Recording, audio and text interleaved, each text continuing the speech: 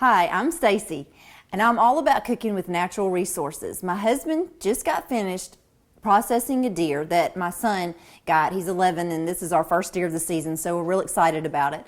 One of our favorite things to do is to cook with our leftover meat, or the scraps of our meat from the front shoulder and some of it from the hind quarter and the neck. And we have all of this scrap meat left over, and we love to make sausage.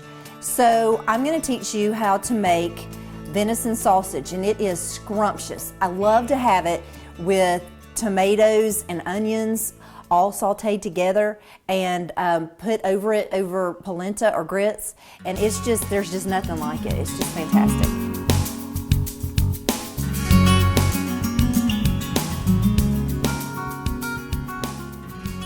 What I have here is I've got some hog casings, and you can get those you can order them from Cabela's, you can get them at Bass Pro Shop, and some grocery stores will have them, and some will order them for you. And I've got 2 to 1. I've got deer, 2 parts of deer to 1 part of pancetta. I like to use pancetta and prosciutto because you don't have to cook your venison all the way through, your venison sausage, so it doesn't dry out in the cooking process. So the first thing I'm going to do, I have my grinder here, and one hint is if you can get long strips of venison, these a little bit longer, they go down the tube a little bit better. And so I'm just going to feed my venison down the tube, and I'm going to feed my pancetta down the tube in my grinder. This is the first of the process.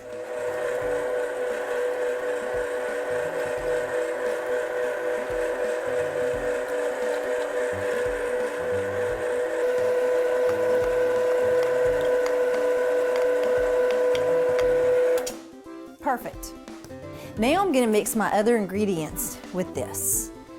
Okay, I have white wine that I'm about to put in here, and red pepper flakes, salt and pepper, rosemary, and parsley.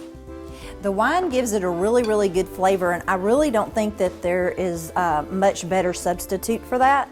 You could use some sort of a stock to give it a little bit of moisture if you want to, but it really gives it a great flavor. Okay.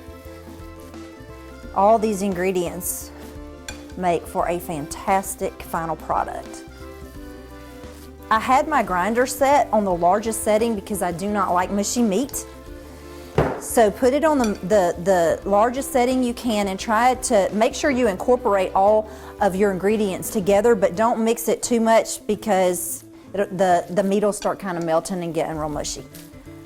Okay, I think I've got it incorporated enough. Remove this, put your sausage tube up against the grinder.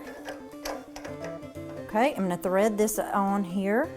Try not to get any holes in it while you're threading it through.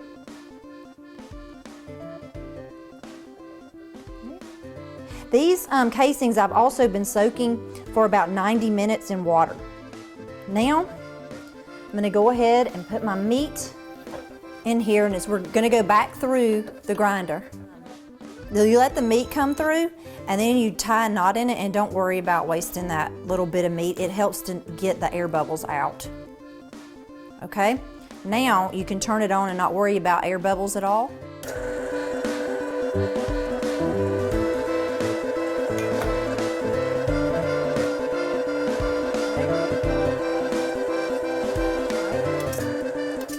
I'm finished with this. Casing is about to be off, so I stopped that a little bit beforehand so that I would have enough to tie.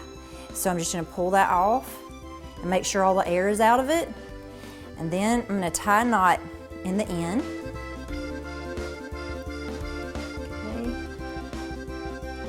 Okay, and there you have it.